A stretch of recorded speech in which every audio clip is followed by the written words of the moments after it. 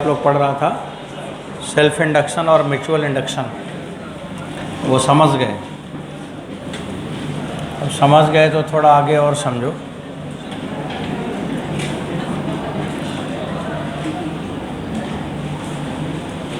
देखो यहाँ पे कोई दो लूप है,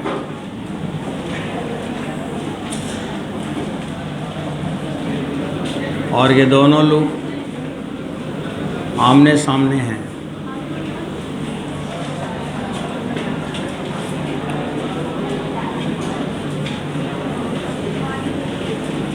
कुछ टर्न लपेटा गया होगा,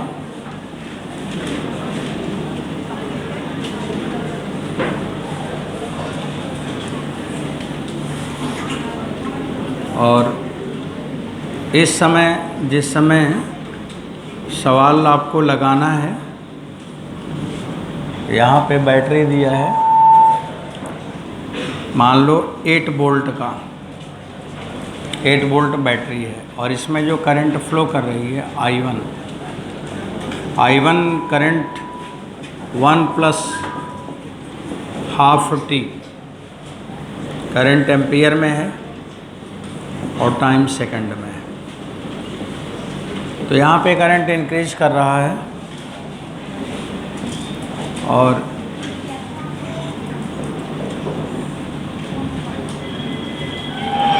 यहाँ पे मैंने एक कोई बल्ब लगाया है, बल्ब B1, और इसका रेजिस्टेंस है 10 ओम। तो बल्ब का रेजिस्टेंस दिया है 10 ओम।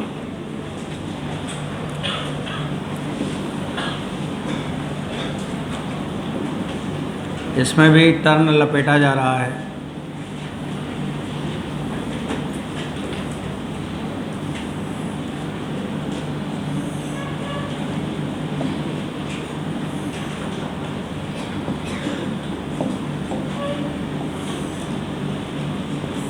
इसमें करंट फ्लो कर रही है,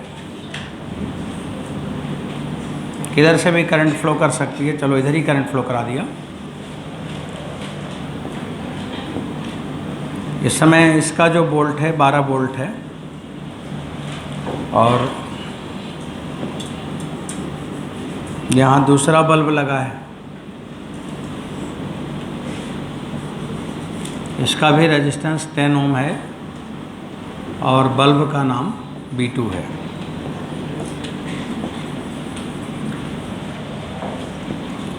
रेजिस्टेंस 10 ओम है।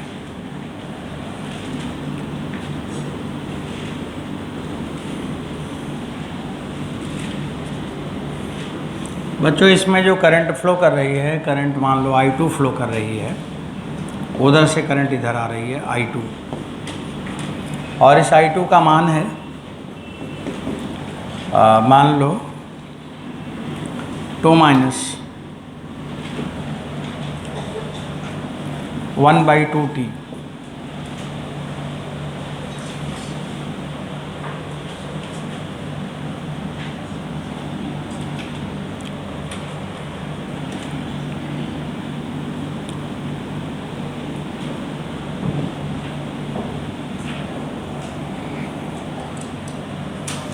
यहाँ पे करंट, चलो यही लिख लो 2 माइनस 1/3t लिख दिया जाए, थोड़ा सा बदल रहे हैं, 1/3t है। अब वैल्यू जो भी रहेगा पेपर में आपको वही रखना है। अभी थोड़ा वैल्यू बदल कुछ लिख के समझाना चाह रहा हूँ। अब करंट इसमें फ़्लो कर रही है, करंट इसमें फ़्लो कर रही है, एक में करंट बढ़ रही है, एक में करंट घट रही है। दोनों बढ़ सकता है, दोनों घट सकता है, दोनों एक डायरेक्शन में हो सकता है, दोनों अपोजिट डायरेक्शन में हो सकता है। जैसा सवाल होगा वैसा आपको लगाना है। अभी जो सवाल है वो अभी के लिए है। अब इसमें म्यूचुअल इंडक्शन के बराबर 1 है, और इसका जो सेल्फ इंडक्टेंस है यहाँ पे L1 का मान 4 हेनरी, ये 4 हेनरी है, और L2 का मान 9 हेनरी, ये 9 हेनरी है। ये 4 है, वो 9 है। अब आप लोगों से सवाल में पूछा है कि बल्ब B1 और B2 की ब्राइटनेस क्या होगी। क्या पूछा है? Brightness of bulb B1 and bulb B2, ये भी जलेगा वो भी जलेगा। इसकी ब्राइटनेस कितनी है, उसकी ब्राइटनेस कितनी है। तो brightness of bulb B1 and B2,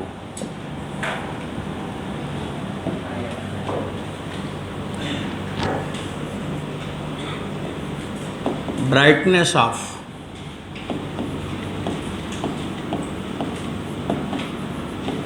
bulb B1 and bulb B2,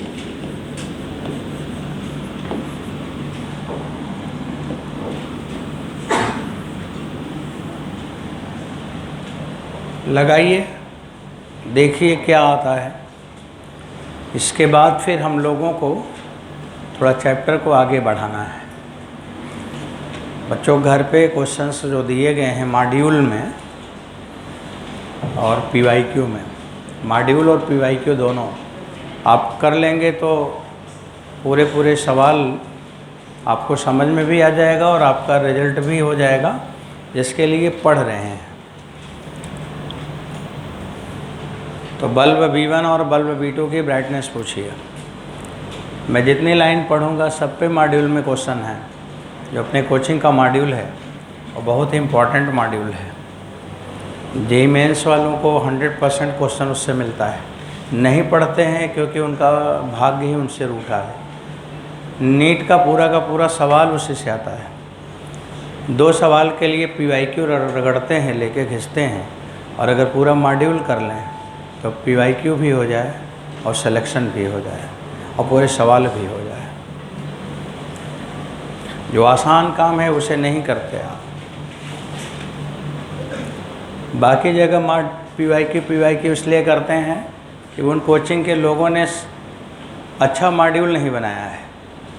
उनके पास कोई ऐसा क्वेश्चन बैंक नहीं है जो बच्चों के लिए इफ़ेक्टिव है, इसलिए टुकड़ों में बच्चों से रटवाते हैं। आपके पास एक सिस्टम है, उसके हिसाब से जाना चाहिए तो बेस्ट रिजल्ट हो जाए और आसानी से सब अच्छा हो जाए। चलिए सवाल का आंसर मैं वेट कर रहा हूँ।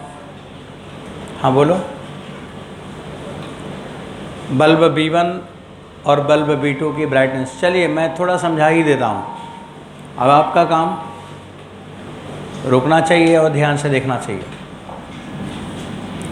देखो सुनो अब समझो।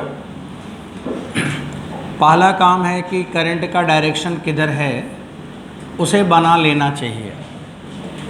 अगर आपको सवाल लगाना है तो प्रोसेस शुरू हो गया, अब आपको देखते रहना होगा। पहला तो हमें ये जानना है कि करंट का डायरेक्शन किधर है, वो तो बना लो। वो बन गया। इसके बाद अगला काम होता है, इसके बाद बच्चों अगला काम होता है करंट किस रेट से बदल रही है। तो मैं dI1/dt जब निकाला पहले वाले का तो ये प्लस होगा, +1/2 एम्पियर पर सेकेंड। ये तो सबसे इम्पोर्टेंट तो ये ना करंट का क्या हो रहा है, बढ़ रहा है कि घट रहा है। इसके बाद फिर हम dI2/dt निकालेंगे तो ये माइनस आएगा 1/3 एम्पियर पर सेकेंड। यही है, उसमें -1/3 है। वहाँ पे करंट क्या है, घट रहा है। I2 घट रहा है और I1 बढ़ रहा है। चलिए एक बात और ज़रूरत पड़ेगा, यम का मान म्यूचुअल इंडक्शन √L1 L2 है, L1 का मान है 4, L2 का मान है 9, तो M का मान हो जाएगा 6 हेनरी। इतना दिमाग में आपके तुरंत आना था, इतनी बात। इसके बाद तब आपको जाना है बैटरी बनाने, और I1 को हम देख रहे हैं करंट बढ़ रही है तो बैटरी बनेगी सेल्फ इंडक्शन वाली E11। यहाँ पे बैटरी बनेगी सेल्फ इंडक्शन वाली E11, और E11 की वैल्यू क्या होगा, तो सेल्फ इंडक्शन उसको भी मैं इधर लिखूँगा, इसी में लिखूँगा बच्चों। E11 माने L1 का मान है 4 और dI/dt का मान है 1/2 बराबर कितना वोल्ट की बनी, 2 वोल्ट। ये 2 वोल्ट की बैटरी बन गई।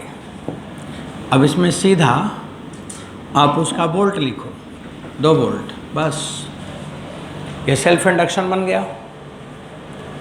अभी मैंने यहाँ पे सेल्फ इंडक्शन है उसका नाम लिखे रहो चाहे तो, E11। एक बैटरी यहाँ और बनेगी, वो किसको देखकर बनेगी? दूसरे वाले लूप में। दूसरे वाले लूप में करंट इधर आ रही है और घट रही है, और जब घट रही है तो ये करंट उसी डायरेक्शन में बढ़ाना चाहेगा, तो ये वाला हो जाएगा E12।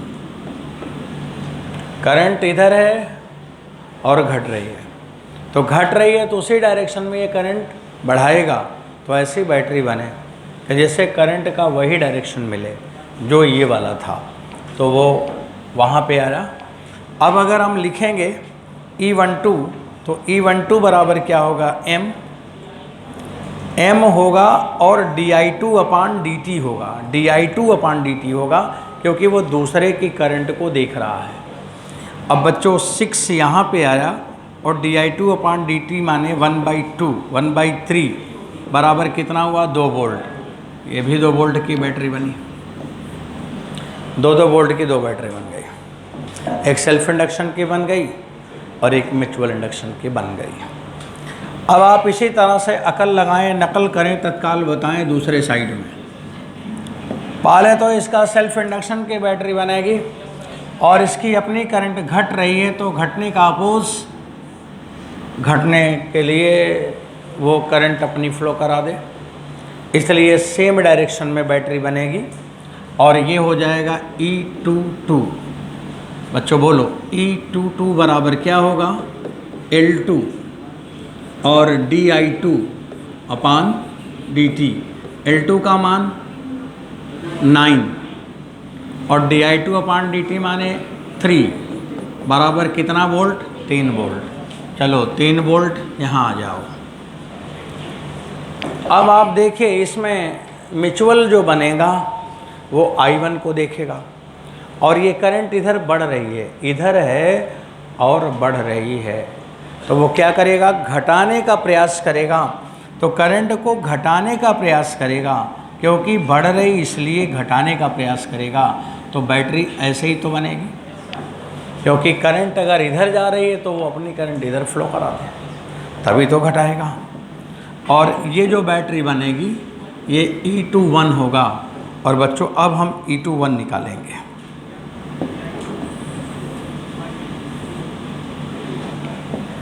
E21 म्यूचुअल इंडक्शन और di1/dt। म्यूचुअल इंडक्शन में 6 वोल्ट 6 हेनरी और di1/dt हाफ है, और संयोग की बात है, संयोग की बात है कि 3 वोल्ट आया, वैल्यू बदल देते तो बदल भी जाता। अब ये 3 वोल्ट है। अब ये नहीं है कि नियम है कि हर बार बराबर बराबर आएगा, कुछ भी आ सकता है। ये बैटरी बनके तैयार हो गया। अब इसके आगे क्या करेंगे आप सुनो। बैटरी बना लिया बच्चों। अब देखो येलो पैच में जो लिख रहा हूँ उसको देखें यहाँ पे। अब मेरे को ये पता करना पड़ेगा कि इसका इक्विवेलेंट ईएमएफ कितना है। ई इक्विवेलेंट बराबर, देखो यहाँ से देखो, ये 8 वोल्ट है,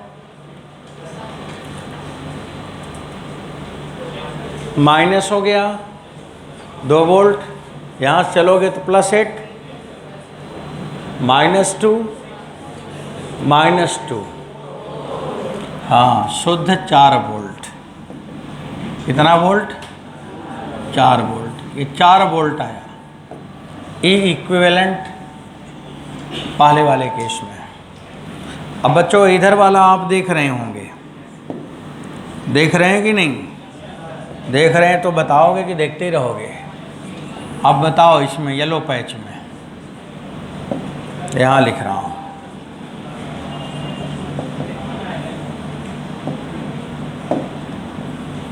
ई इक्विवेलेंट और 2 बराबर, देखो ये 12 वोल्ट है, आगे +3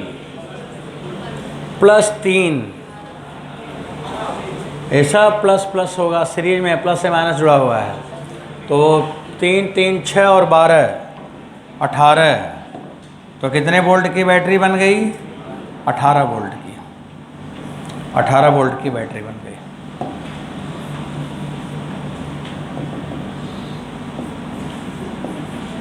ये 18 वोल्ट की बैटरी बन गई।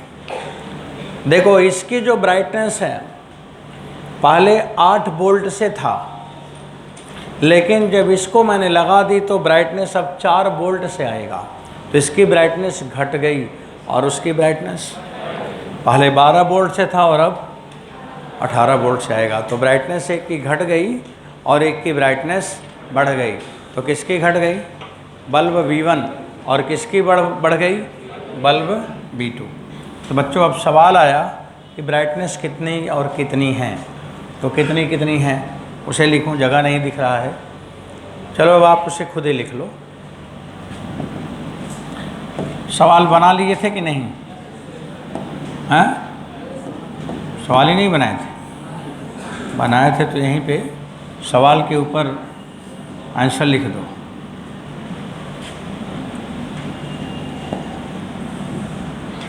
अब देखो ये जो बल्ब V1 है उसकी ब्राइटनेस आएगा P1।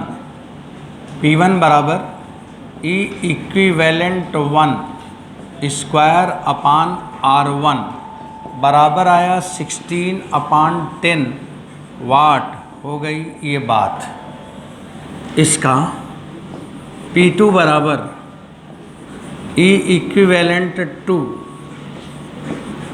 स्क्वायर अपान R, और जब इसको सिंप्लीफाई करोगे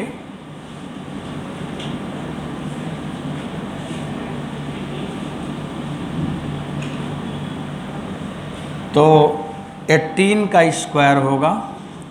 18 स्क्वायर माने 324 अपान R माने 10 वाट। इसका ब्राइटनेस है, इसका ब्राइटनेस है। समझ आया? तो ये ब्राइटनेस निकालने वाला सवाल अभी एक बार आपने देखा है, घर पे जाके एक बार और समझना। इसके बाद पेपर में जो क्वेश्चन है उसे देख देख के समझना। आईआईटी के लोगों के लिए सबसे इम्पॉर्टेंट क्वेश्चन है ये। जितने लोग आईआईटी के स्टूडेंट हैं उनके एग्ज़ाम में आएगा वो नोट करके जाएं, वो उनके एग्ज़ाम में आना ही आना है। उनसे यही पूछा जाता है, टीचर उसको हाईलाइट करके रखता है कि तुम ये बल्ब के जलने वाला ब्राइटनेस इंडक्शन के साथ पढ़ जरूर लेना। अब देखो मैंने पढ़ा लिया, अब उसे देख जरूर लेना, ये बोल रहा हूँ कि कैसे हुआ। सीधा सा बात है, बैटरी बनना है, बैटरी बनेगा, V²/R कर देना, बात ख़त्म हो गया। बैटरी बनाने के लिए मेन कॉन्सेप्ट है, सेल्फ इंडक्शन की बैटरी बन रही है, म्यूचुअल इंडक्शन की बैटरी बन रही है, डायरेक्शन सही से लगाना, और यहाँ पे कोई और इन्फॉर्मेशन तो है नहीं। तो बच्चों इतनी बात समझ में आई।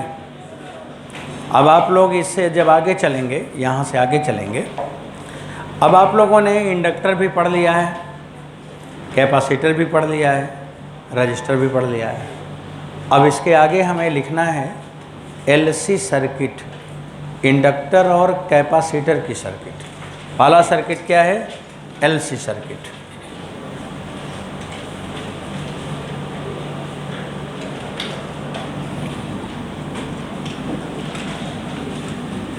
अब आप पढ़ेंगे LC सर्किट।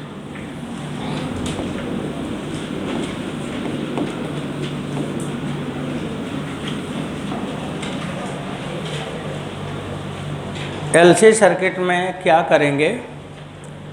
एक कैपेसिटर को चार्ज करके लाना है, चार्ज कैपेसिटर को इंडक्टर के साथ जोड़ना है, बस। तो एक स्टेटमेंट लिखो, ऐसे लिखो जैसे मैं लिख रहा हूँ, कैपेसिटेंस, ऐसे लिखो, कैपेसिटर ऑफ कैपेसिटेंस C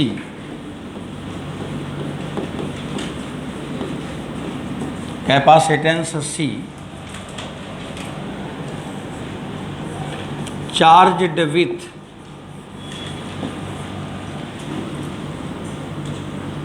ऐसे लिखो capacitance, capacitor of capacitance C having charge, having charge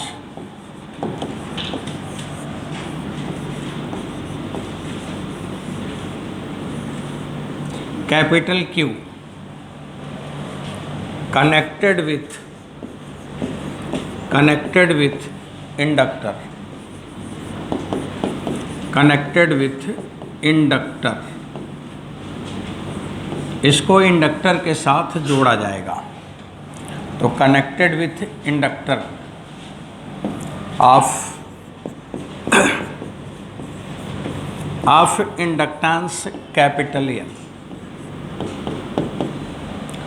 तो सवाल लिखा हुआ है बच्चों कि कोई कैपेसिटर ले लो और उसको फुल्ली चार्ज कर लिया, या जो भी चार्ज उसमें है Q है, और उस Q चार्ज वाले कैपेसिटर को ले आना है और इंडक्टर के साथ जोड़ देना है। अब हम यही काम करेंगे, जितना ये लिखा है ना उतना ही आपको करना है, मतलब कैपेसिटर को इंडक्टर में जोड़ना है। आप ध्यान से चीज़ों को सीखें, अब समझना है। अब आपको मैंने एक कैपेसिटर लिया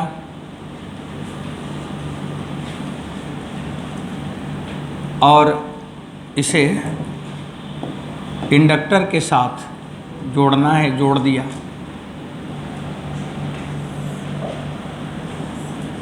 ये स्विच लगा देना चाहिए।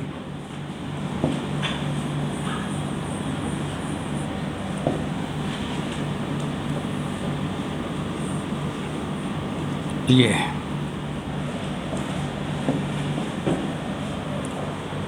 अब सुनो, अब लिखो नहीं, अब सुनो।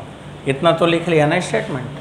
हाँ, अब इसे समझना है। हम डायरेक्ट डेरिवेशन के बजाय कुछ बात थोड़ा समझाना चाह रहे हैं। ये वाला कैपेसिटर को मैंने चार्ज कर दिया, इसमें चार्ज है, कैपिटल Q है, और इसके बाद मैंने स्विच को क्लोज कर दिया। स्विच क्लोज हो गया। बच्चों, जब मैं स्विच को क्लोज कर दूंगा